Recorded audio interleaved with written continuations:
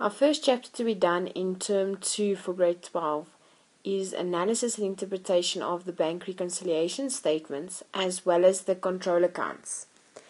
So as an introduction, in grade 10 and 11, attention was given to the drawing up of the control accounts and the bank reconciliation statement. So for grade 12, it is now important that you go back and look again particularly at the chapter 6 in grade 10 that deals with the control accounts, and then chapter 2 of grade 11 that deals with bank reconciliation. So although we will be revising these aspects very briefly, it is important that you go and have a thorough understanding of them. So in this chapter, we will mainly concentrate on what these statements mean to an organization and how the management of a business can analyze and interpret them in order to extract important information in respect of the liquidity situation of the business. So this is so that correct decisions can be taken and control of the cash flow can be exercised. So we won't necessarily expect you to complete the whole process of reconciliation or creditors reconciliation, but we will expect you to analyze it. So you must still have a thorough understanding of what happens in reconciliation. So revision of bank reconciliation. The purpose of bank reconciliation statement is to explain why there is a difference at the month end between the balance of the bank account, our books in the organization, and the balance shown in the bank statement. So in other words, the bank's books received from the bank. So the organization's account in the books of the bank. So the reason for the differences can be, firstly, the bank has already reflected certain entries on the bank statement and that we know nothing about. So it's not yet recorded in our journals or ledger accounts, such as direct deposits made, stop orders paid, maybe bank charges that were charged, or interest that was either earned or paid. So these are entries that is automatically put onto the bank statement, and therefore we only get notified of them once we receive the bank statement. So upon receipt of the bank statement, these entries are immediately recorded in the organization's subsidiary journal, so either the CRJ or the CPJ, so that all entries appearing in the bank statement are then also shown in our books. So once it is put into our books, in other words into the CRJ or CPJ, we then say that it has been reconciled because now it appears in both our books and that of the bank. The second reason for the differences is, of course, we have made deposits or we have issued checks that have already been added or subtracted from our books, the organization's bank accounts, but of which the bank has no knowledge as yet.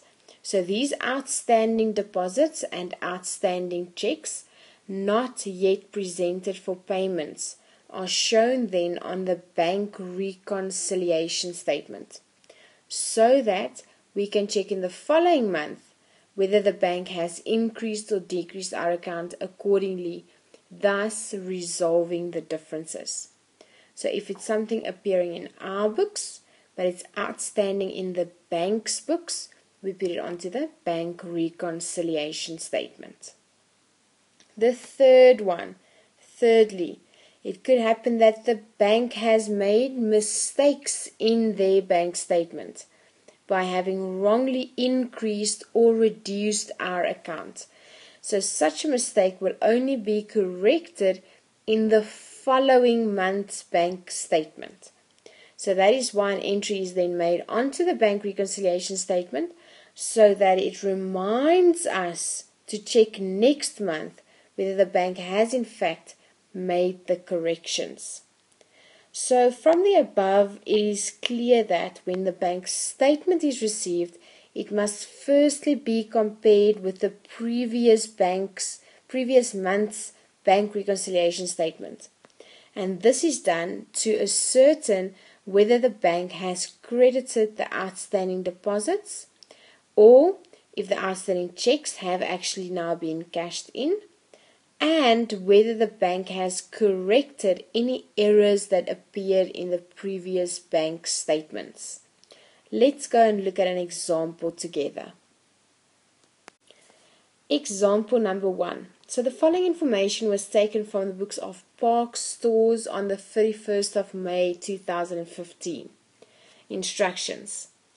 Study the information and only draw up the bank reconciliation statement for the 31st of May 2015 to explain the differences between the balance of the bank account and that of the bank statement, and then also answer the questions that follow. So the information. Firstly, the bank statement received from ABSA on the 31st of May 2015 in respect of Park Stores shows a favorable balance of 34,000 in the bank. Now remember, this is important. If you can recall that when we do a bank reconciliation statement, we do it from the point of view of the bank. So therefore it is a liability in their books, which means it increases on the credit side and decreases on the debit side. So if they say that we have now a favorable bank balance, it means that that bank balance would now be on the credit side. 34,000 credit balance according to bank statement. Second bullet. After having recorded and taken into account several items appearing on the bank statement but not yet in our cash journals, our bank account now shows a credit balance of 12,900. Now remember, credit balance in the terms of our books, credit balance means that it increases on debit side and decreases on credit side. So a credit balance in our books would mean that is an overdraft balance. So we take that balance to our bank reconciliation statement. Right at the end of the reconciliation statement, we will say there's a credit balance according to the bank account, and that is a credit balance shown on the credit side then of 12,900. In other words, meaning that for the bank it was a favorable balance, but in our books it is an unfavorable balance. Third bullet. It is also discovered that a deposit of 21,800 has not yet been brought into account by the bank. So remember, when we put deposits in for the bank, that is something that would increase the bank's accounts. So therefore we put it onto the credit side of the reconciliation statement. And we will write there it's a credit of an outstanding deposit of 21,800 Rand. Next, the following checks were also issued and recorded in the cash payments journal, but not yet cashed. So meaning that the bank does not know about them yet. So therefore, outstanding in the bank's records, we put it onto bank reconciliation as a debit. A debit because I want to decrease my bank's records with the outstanding check, and there's two checks. First is check number B115 and then secondly B189. B115 for 67,400 and B189 for 17,400. Again in the debit column because it's decreasing my bank account. Then lastly, it says that as the bank reconciliation statement still does not balance, the bank statement is again examined and careful analysis reveals two mistakes on the bank statement. Firstly, there's a deposit made by park traders, now we are not park traders, we are park stores, into their own account was incorrectly added to our account by the bank. So the amount is 2,600. So originally that 2,600 was a deposit, so the bank would have put it on the increasing side, in other words on the credit side. So now if I want to take it out, I need to take it out on the opposite side, which is a debit that needs to be taken out.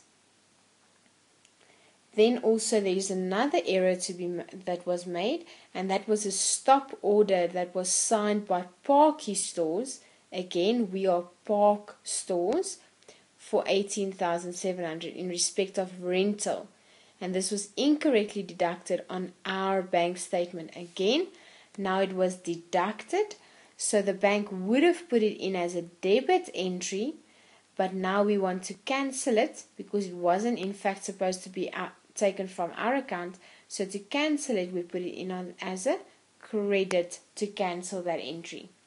So the first one, 2,600 is taken out of the account, which was previously added, and 18,700 is added back into the account, which was previously taken out. So therefore I'm going to credit the amount incorrectly debited, and I'm going to debit the amount that was incorrectly credited. Now the big test, are we in balance or not?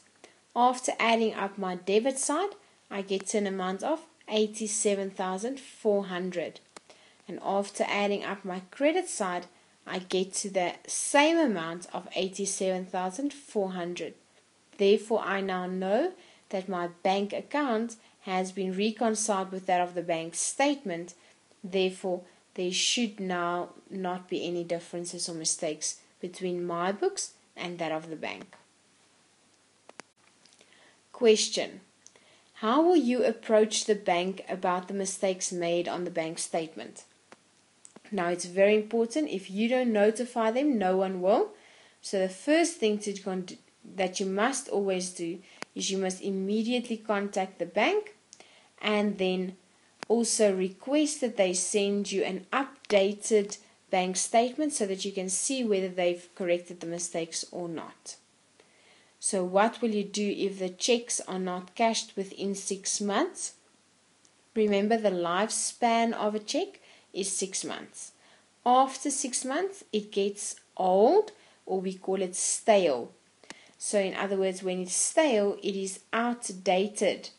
So outdated check cannot be cashed. So even if they want to, they won't be able to take it to the bank because it won't be accepted by the bank. So therefore it must now be cancelled in our books, in other words in the CRJ, as an entry to cancel the check that was in the CPJ a few months back.